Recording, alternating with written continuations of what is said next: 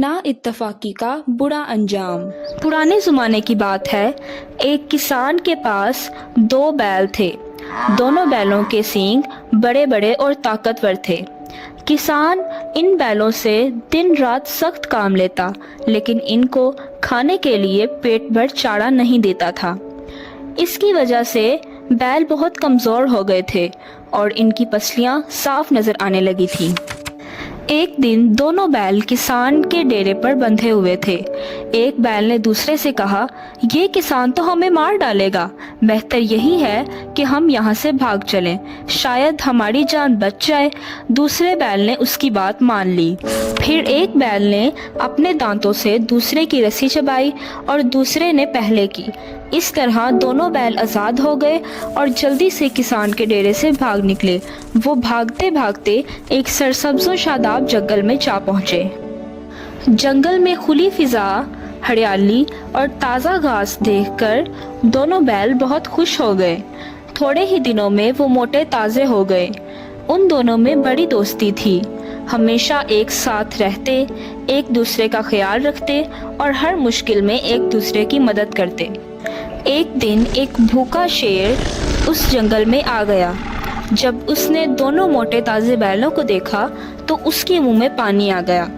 वो इनमें से एक बैल पर हमला करने ही वाला था कि दूसरा बैल फौरन आ गया और उसने शेर पर हमला कर दिया। दोनों बैलों की दोस्ती की वजह से शेर को भागना पड़ा। शेर ने कई बार बैलों को शिकार करने की कोशिश की, मगर हर बार जब वो एक बैल पर हमला करता, दूसरा बैल उसकी हिफाजत के लिए आ जाता। शेर हर बार नाकाम रहा। इसी जंगल में एक चालाक लोमड़ी भी रहती थी। उसने शेर की नाकामी को देखा और कहा, ऐ शेर बादशाह, आप उन बैलों का शिकार नहीं कर सकते जब तक वो एक हैं। अगर आप मेरा हिस्सा देने का वादा करें तो मैं आपके लिए उनको जुदा कर सकती हूँ। शेर फौरन मान गया। लोमड़ी पहले एक बैल के पास गई और कहने लगी, दूसरा बैल तुम्हारे खिलाफ शेर से मिल गया है। वो चाहता है कि शेर सिर्फ तुम्हें खा जाए। फिर वो दूसरे बैल के पास गई और कहा, पहला बैल तुम्हारे खिलाफ बातें कर रहा है। वो चाहता है कि शेर तुम्हें शिकार कर। लोमड़ी ने दोनों बैलों के दरमियान बदगुमानी पैदा कर दी। दोनों बैलों ने एक दूसरे पर शक किया और फिर इनमें झगड़ा हो गया। अब वो अलग अलग हो गए और एक दूसरे की मदद करना छोड़ दिया।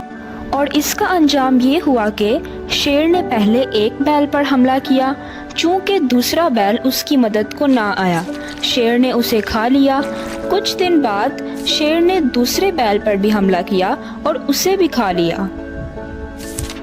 इस कहानी से हमें ये सबक मिलता है कि इत्तफाक में बरकत है और नाइत्तफाकी का अंजाम हमेशा बुरा होता है। दुश्मन अक्सर तुम्हें आपस में लड़ाकर काबू पाते हैं, इसलिए हमेशा मुत्तहिद रहो और एक दूसरे पर एतमाद रखो।